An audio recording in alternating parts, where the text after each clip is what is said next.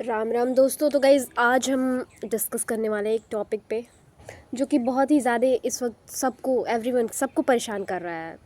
ख़ास करके आज की यूथ को, छोटे बच्चों को इवन ये परेशान करता है। जस्ट लाइक सोसाइटी बताती है कि तुम किस चीज़ में अच्छे हो, किस चीज़ में नहीं हो। और पहले तो नहीं था। पहले जो लोग होते थे वो लोग अपने आप को मानते थे कि मैं सफिशिएंट हूँ, मैं इनफ हूँ, मैं बहुत ही ज़्यादा टैलेंट जो भी है मेरे अंदर वो काफ़ी है, बहुत अच्छा है।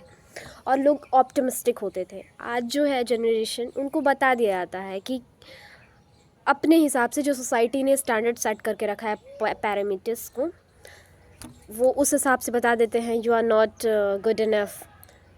और उनके क्या वेज होते हैं, ये जो you are not good enough, the four word that echoed throughout the generations, shaping what both perception and individual.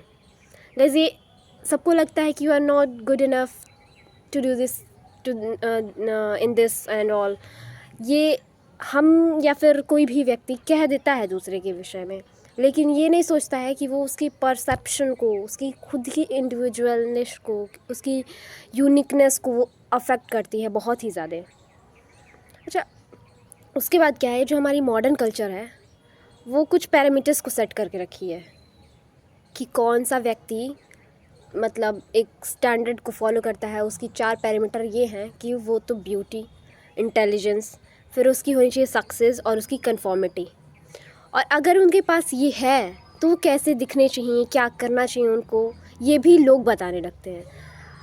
Recently अभी हमने देखा सौरभ जोशी की वाइफ को, उसकी शादी हुई तो उसने पहले तो फेस नहीं दिखा रखा था, फिर बाद में जब उसने फेस रिवील करा तो लोग उन्हें बताने लगे कि उनकी वाइफ कैसी होनी चाहिए। उनके अपने खुद की जो स्टैंडर्ड उनके सेट करके रखा गया है कि उन जो एक सक्सेसफुल पर्सन है उसकी वाइफ कैसी होनी चाहिए, उसकी ब्यूटी कितनी होनी चाहिए, अगर कोई ब्यूटीफुल है तो उसको कहाँ रहना चाहिए, किस तरीके से रहना चाहिए, किस तरीके के कपड़े पहनने चाहिए। और अगर वो नहीं चाह रहा है, वो उसकी खुद की चॉइस है कि वो कैसे रह रहा है, क्यों वो चेंज करे। Why should I change my self for society, for any बडी। अगर ऐसा चेंज करना ही होता है मेरे को, अपने आप को, किसी को भी, तो जो भगवान ने या फिर हमारे अंदर जो डेवलप रहता है यूनिकनेस, वो क्यों होता? सब एक जैसे नहीं होते। सब एक जैसे होते हैं, हम तुम एवरीवन सब एक जैसे दिखते हैं। जैसे कुत्ते बिल्ली होते हैं, वो भी अलग होते हैं एक दूसरे से। तो क्या वो चेंज करते चलते हैं अपने आप को? तो चेंज ज़रूरी नहीं है। जैसे हो उसको उसी तरीके से इम्प्रूव करो। इम्प्रूवमेंट ज़रूरी है, चेंज नहीं। जैसे हो वैसे इम्प्रूव करो। यूनिक होता है हर एक व्यक्ति, ज़रूरी नहीं है कि उसके अंदर कुछ सोसाइटी के द्वारा जो पैरामीटर्स सेट किए गए हैं वो उसके में हो। और वो हो भी सकता है, लेकिन आपके देखने की नज़रिया अलग होती है। इंसान सोचता है कि जैसा मैं देख रहा हूँ, जैसा हूँ एक पर्टिकुलर व्यक्ति है, वैसा ही वो भी हो। अब प्रियंका चोपड़ा जो है वो फेमस है, वो इंटेलिजेंट है, वो उसकी इंग्लिश अच्छी है, वो परफेक्ट है। तो उसका मतलब ये नहीं है कि सिर्फ वही परफेक्ट है, उसके अलावा भी बहुत लोग हैं परफेक्ट हैं, लेकिन उसकी तरह सेम नहीं हो सकता ना कोई। इंग्लिश तो ऐश्वर्या राय की भी अच्छी है, इंग्लिश तो सुष्मिता सेन की भी अच्छी है, मिस वर्ल्ड वो भी रही है, वो भी रही है, लेकिन अंतर है उनके बीच भी। अब ऐसा नहीं है कि उनमें कोई फ्लॉज नहीं है, उनके अंदर भी फ्लॉज हैं, लेकिन वो उनके फ्लॉज को नहीं देख रही हैं। वो अपने यूनिकनेस, अपनी अपनी जो भी अच्छाइयाँ हैं उनको देख रहे हैं।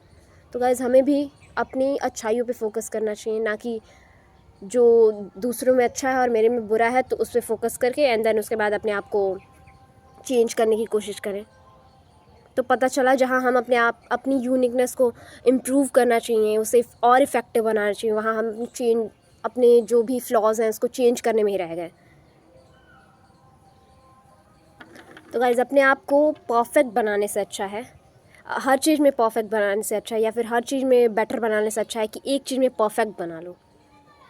तो फ्लॉज को छोड़ो और अपने यूनिकनेस को पहचानो।